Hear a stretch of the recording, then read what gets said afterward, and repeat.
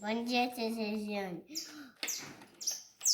Hoje eu vou contar os meus bloquinhos. Eu coloquei aranha, aqueles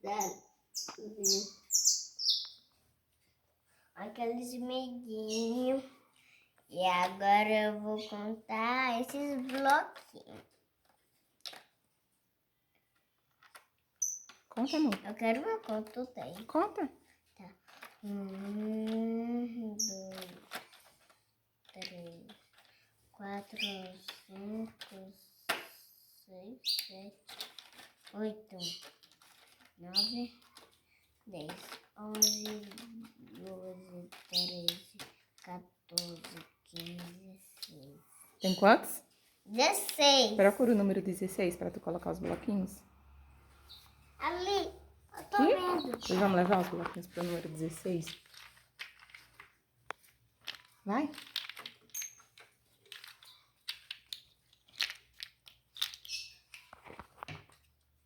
Agora eu vou contar quantas bolinhas eu tenho.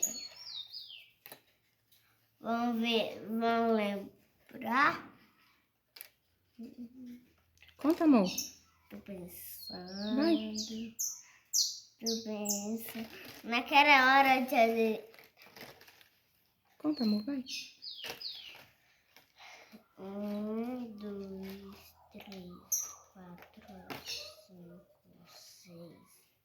6? Cadê o número 6? Aqui. Pois coloca as bolinhas no número 6. Rápido, amor, vai.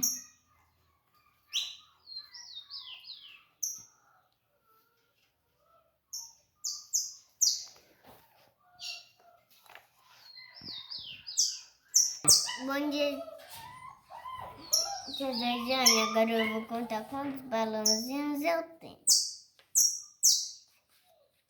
1, 2, 3, 4, 5, 6,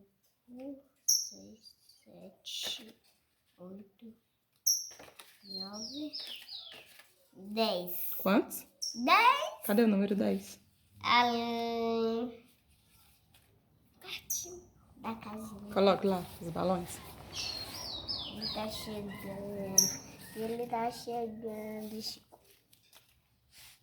Pronto. Agora eu vou comprar. Não, agora eu vou colocar os lápis. Colocar. Sim. Vamos ver quantos lápis tem. 1, 2, 3, 4, 5, 6, 7, 8, 9, 10, 11, 12, 13, 14, 15, 16, 17, 18, 19. Quantos lápis? 19. Cadê lá. o número 19? Deixa eu procurar aqui.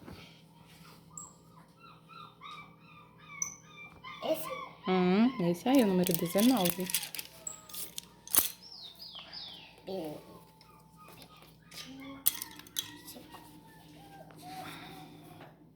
Tia Josiane, agora eu vou contar o restante, mas é só depois.